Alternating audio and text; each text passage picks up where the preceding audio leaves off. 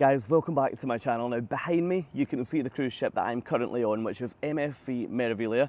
Now I've done quite a few cruises with MSC and I'm usually a pretty public fan. I usually think their product is really strong.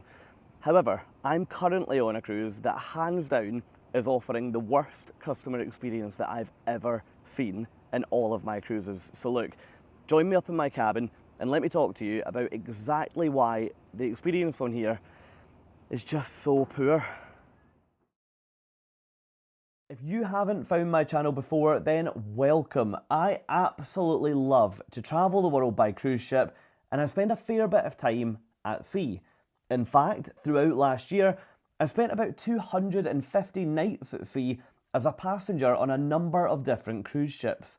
I use my YouTube channel to showcase to you as much of the cruise industry as I can, because I genuinely believe there's a cruise product out there to suit absolutely everybody.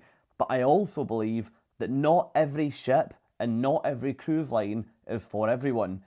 If you haven't done so already, please do consider supporting my channel's growth by clicking that subscribe button down below and also giving the video your thumbs up. If you haven't seen any of the videos from this current cruise on board MSC Meraviglia, let me bring you up to speed. I boarded in New York City a few days ago, and this cruise has taken me up through New England and into Canada. Over the course of this 10-night cruise, I've checked out a number of different ports. First up, we stopped in Newport, Rhode Island, followed by Boston, Massachusetts, and then we cruised north to St. John in Canada. After this, we came back down and re-entered the US, but more on this later, to visit Portland, Maine, before turning the ship around again to cruise north to visit two more Canadian ports of call. First up, Sydney in Nova Scotia, and then on to Charlottetown, Prince Edward Island. To finish off, we'll cruise back down to New York City, which is where I will disembark the ship. Before we talk specifically about the experience I've had on this MSC cruise, I do want to be really clear that I've taken lots of cruises with MSC before. I've cruised on their much older ships in the Mediterranean, their newer ships in Northern Europe, their newest over in the Middle East, and I'm now sampling cruising with MSC on the other side of the Atlantic for my first MSC cruise from an American port of call. In fact, I've cruised on one of the sister ships to the one that we're talking about today, MSC Virtuosa. From a ship build and design point of view, Virtuosa is a near identical ship to Meraviglia, and I've had some amazing cruises on her. So I know that the issues I'm going to walk you through today that I encountered on this ship are nothing to do with the actual ship itself, because she is absolutely beautiful. So, why have I put this video together? Well, this cruise has been a little different to those I've taken before, and you'll have seen that if you've watched my other videos from my time on board. I wanted to summarise the issues I've faced on board in one place, because I've received lots of comments and lots of messages from people who have watched my videos from this series, and you guys have a lot of questions. I've got so many comments, so many emails with people keen to find out more about a couple of different situations that I mentioned in my vlogs.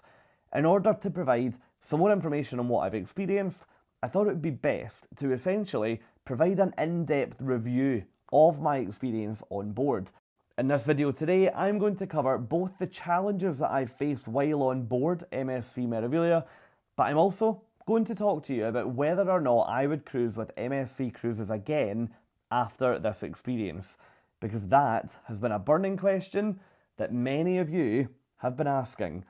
I'm going to cover all of the challenges I experienced on board in this video, and I've grouped these into a couple of key topics to hopefully make things a little bit easier to follow. We're going to start today by looking at my cabin before moving on to talk about customer service, and then we'll move on to look at the operational issues that I faced on board. After covering these three areas, I'll then talk to you about my current thoughts about cruising with MSC Cruises again in the future. So stay tuned. Let's start by talking money. For this 10-night cruise, I paid £1,450 British pounds. That's 1,835 US dollars for a studio inside cabin. In other words, a room for just one passenger. Looking at this on a per night basis, this means that I paid £145 or $183 per night to be on this cruise. When you book an MSC cruise, you select from a range of different experiences, which means that you'll get different benefits when you're on board depending on which experience you choose to book. You can choose Bella, Fantastica or Aurea. If you'd like to know more about these experiences, I'll put a link in the description of the video. For what I paid, I booked with the Fantastica experience, which gave me the following benefits. 1. The opportunity to choose the cabin location, which, very annoyingly, I didn't take advantage of. 1 free cruise change if I needed to change the cruise at any point after booking. Breakfast in my cabin with free delivery on the 24-hour room service menu, and a couple of smaller benefits too. One benefit that my fare did include, which was excellent, was a drinks package. This benefit alone was great. You can often get some really good offers when you book your MSC cruise. In fact, I've never actually paid the daily price for a drinks package with this cruise line because I always seem to strike it lucky and it gets included at the point of me making my booking. Getting started, let's talk about the cabin itself. If you've seen my cabin tour video from this ship, you'll probably know exactly what I'm going to tell you here. The room itself was absolutely tiny and it had adjoining cabins on both sides of the room, which is something that I've never seen on any cruise ship before. For anyone that hasn't cruised before, the key issue with this is that the soundproofing is usually really impacted in a cabin with an adjoining door for the simple fact that it's a door rather than a wall that connects you to the next cabin. When I was in this room, I could hear people in the cabins on either side of mine having regular conversations, so I knew this would probably be a bit of a nightmare for a 10-night cruise. Next up, can we talk about the bed? When I booked this room, I'd expected a single bed in there, but I was instead met with a sofa that would turn into a bed. Now, while this isn't the end of the world, I would have been able to sleep in here. I don't think this is really appropriate as the main bed in a cabin for a full fare-paying passenger. Since seeing this room, I've spent lots of time researching online to find out exactly why this cabin grade exists. There's so many elements that just didn't make sense to me with this room. When you look at it on a deck plan from Meraviglia, the rooms on either side of this cabin are classed as premium ocean view cabins, and they both have a regular bed plus either bunk beds or a sofa that can be converted into bunk beds. It's impossible to know the exact configuration of these cabins without actually getting into the rooms themselves. My searching online suggested that this double adjoining cabin would be primarily sold as an extra living room to either one or both of the premium ocean view cabins rather than being sold as an individual solo cabin. If this room were to offer me, as a family, a bit of extra living space and an extra bathroom, I'd probably be delighted, but to have this room as my home for 10 nights, I wasn't impressed at all. Now, one thing to be clear about here, my criticisms of this room are for this very specific room. There's a range of other solo cabins on board this ship, and I met a number of different people who were staying in these. Some of the other solo options were very different to my cabin. They did actually have beds for a start, so just be careful when you do make your booking. Additionally, I did move to a number of different cabins during my cruise. Yes, let's not get into that at this stage. And the other rooms on board this cruise ship really were lovely, so my comments don't cover every room on this ship, only my individual cabin. So, that's the room. Let's move on now to look at the next topic, customer service. From what I've seen on board all of my MSC cruises, this cruise line operates with a more no-frills approach than a lot of other cruise lines I've cruised with when it comes to customer service. While I'm absolutely fine with a no-frills customer service approach, what I experienced on this cruise ship was more of a no customer service approach at times. Looking at a few examples, it was incredibly difficult for me to move to a different room when I first boarded the ship to find my first cabin, and I was told by multiple people, including the managers, that the ship was totally full and there would be no option to move. However, as you know from the course of the cruise, I then stayed in multiple other cabins while on board, so I'm not totally convinced this was fully accurate, and it now seems in hindsight as if my complaints were probably just being brushed off initially. After my day one conversations with the guest services team, I was granted to move to a Deluxe Inside cabin, so I completed the quick shift of my luggage along the hall to crack on with my holiday. However, it's worth noting that this took lots of persuading from my side, and it was also granted with a nightly additional fee of $18 per night. My customer service experience then continued when I had to move room again due to a faulty smoke alarm, which kept repeatedly sounding all through the night. With this situation, I was granted a move to another vacant cabin, but this was only achieved after hours of explaining why staying in a room with a repeatedly sounding smoke alarm wouldn't be considered an option for me.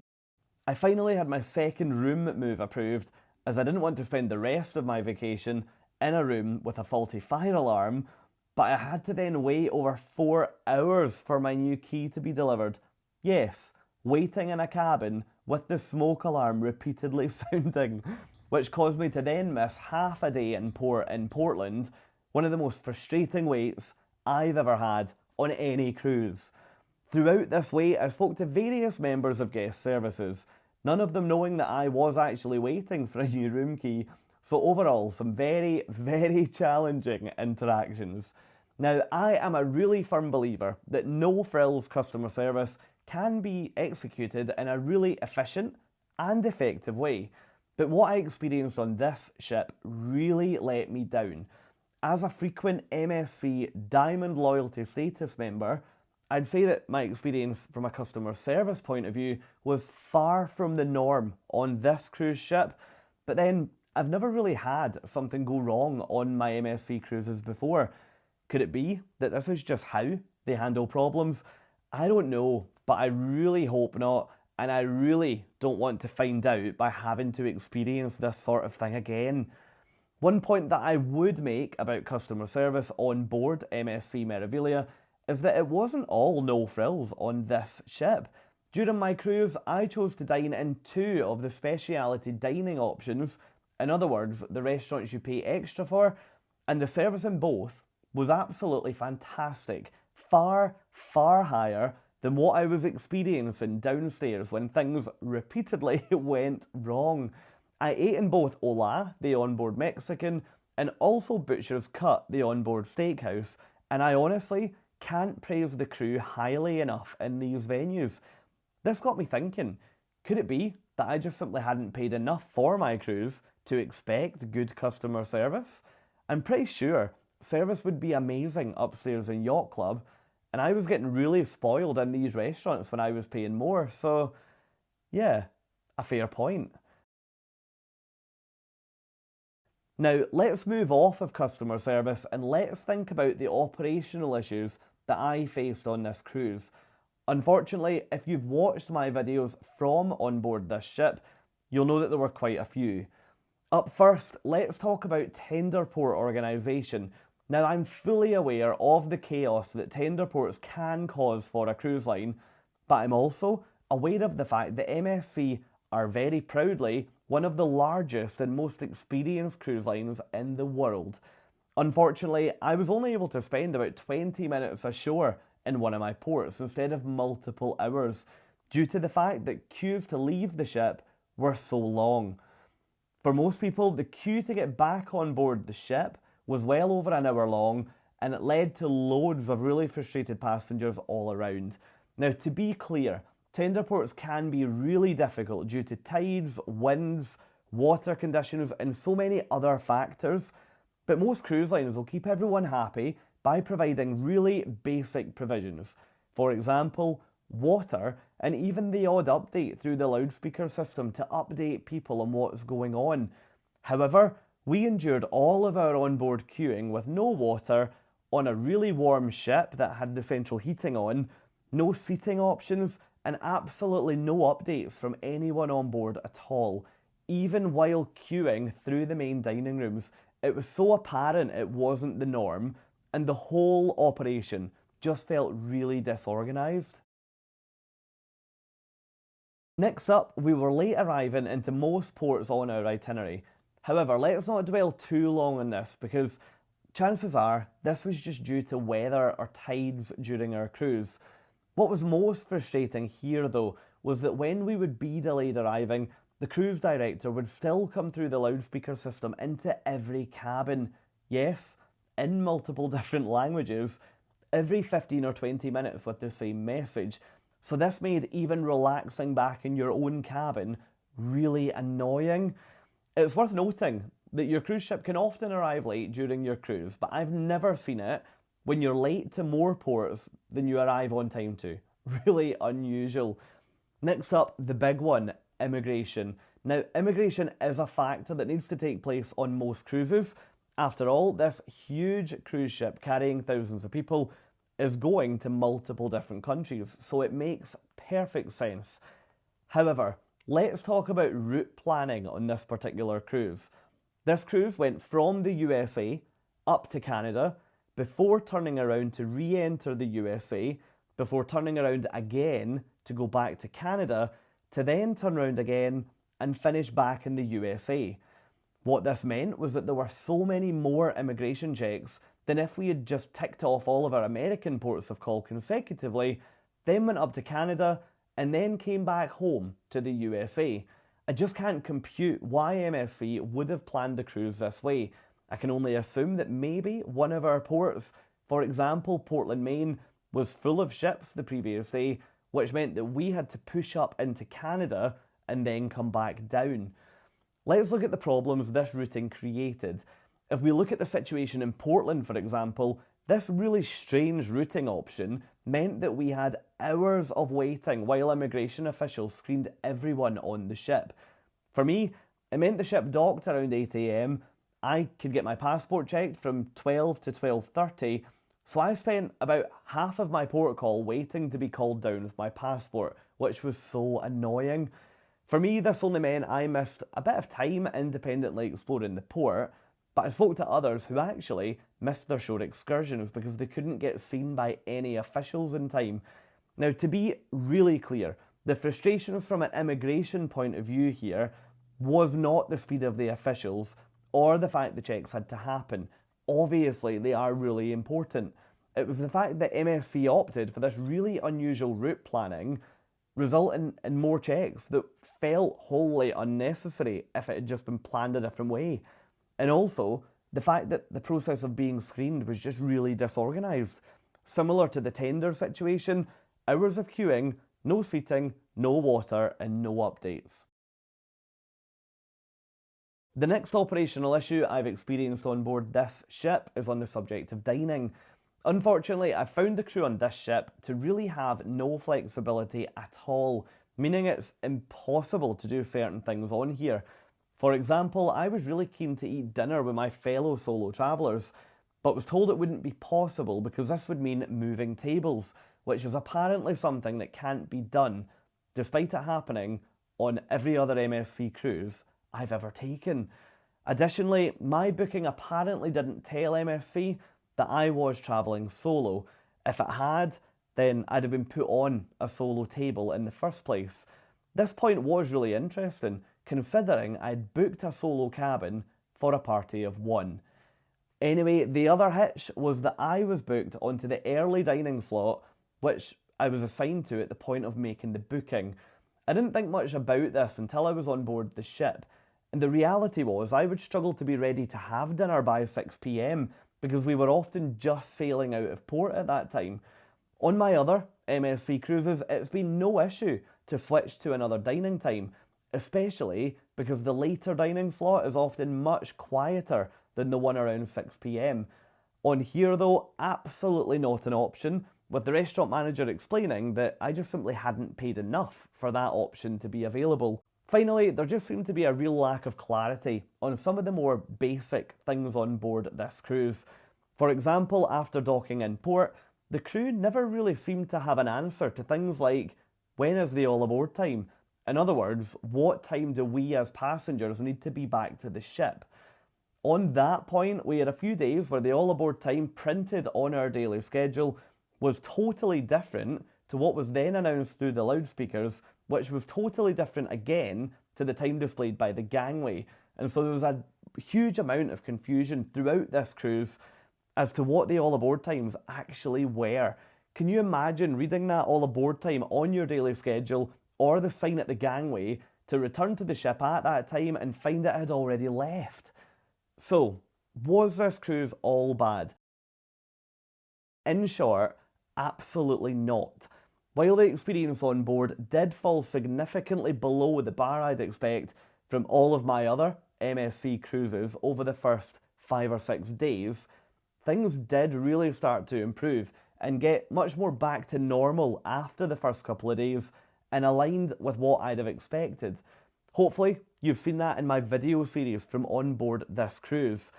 For the first week of this trip, the overall mood on board felt really quite tense and passengers seemed tired. Nobody really got involved with any of the evening entertainment on board, and our cruise director was even booed, which I absolutely do not support, when coming onto the stage in the main theatre to try and ask everyone if they'd had a good day. However, after the first week, MSC really did seem to up the game, and the experience returned back to similar to what I'd seen on my other cruises. This then led to more passengers getting involved in the activities and the onboard mood really lifting. Another real positive about this cruise has been the ship itself. While the experience on board was definitely subpar in lots of areas, the ship itself certainly isn't. I'm fairly vocal about the fact that I think MSC do operate some of the most visually stunning ships out there on the ocean. I absolutely love them and think they are just so impressive. So the big question, would I book with MSC Cruises again? Well, in short, I'm not really sure at this point. Before this cruise, I'd been a massive fan of MSC, but I've felt really let down with so much of the experience on here, and also by the fact that all of my issues seem to fall on deaf ears. The reality is that MSC do offer cruises at often fantastic rates, and the truth probably is that I would be willing to cruise with MSC again if I could secure a really good fare, but at this point I certainly wouldn't be, pardon the pun, pushing the boat out on a bucket list MSC cruise. I'm really gutted to say that I've lost some of my trust with MSC through everything that's happened on this cruise, but I don't think my relationship with this cruise line is over here. I probably will try them again, but I'll be really careful to make sure that in future I'm securing a really good fare with some really good ports, and I'll make sure that I do my homework on things like my cabin before I board the ship. Thanks so much for watching this video today. I really do hope you've enjoyed diving into MSC Meraviglia in a little bit more detail based on my experiences. Please do consider supporting my channel by clicking that subscribe button and also giving the video your like. If you'd now like to watch more videos from my time on board or check out lots of other ships with me, head down to the description of this video to access all of my vlogs. Once again, thank you so much for watching and have a great day. If you enjoyed this video today, did you know that you can become a member of my YouTube channel for an exclusive behind the scenes look at some of the ships that I'm travelling on? If you're over on Patreon, then I would love to see you over there. All you have to do to join me on that community is just search www.patreon.com/Fraser@sea. Both my YouTube memberships and my Patreon site lead directly to me getting on more cruise ships, and both offer a completely behind the scenes look at what's going on.